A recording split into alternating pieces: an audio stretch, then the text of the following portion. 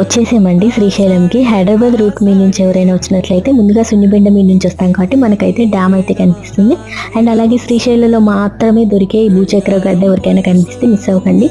దానివల్ల మనకి కడుపులో ఉండే చాలా సమస్యల నుంచి అయితే క్లియర్ అవుతుందన్నమాట. సో అది మనం మెయిన్ విషయానికి వచ్చేస్తే శ్రీశైలం కొండ మీద పెట్రోల్ బంక్ ఉందా లేదా అనే విషయానికి వస్తే మాత్రం మనకి ఇక్కడ ఎంటర్ అవ్వగానే శివుడి పార్వతి విగ్రహాలు అయితే కనిపిస్తాయి కదా, దానికి మనం స్ట్రైట్గా వెళ్ళినట్టు భారత్ పెట్రోల్ బంక్ అని కనిపిస్తుంది. ఇది ఒకటి. ఇందులో అయితే మనకి కార్డు మీద అయితే పెట్రోల్ కొట్టరు, ఓన్లీ క్యాష్ మాత్రమే.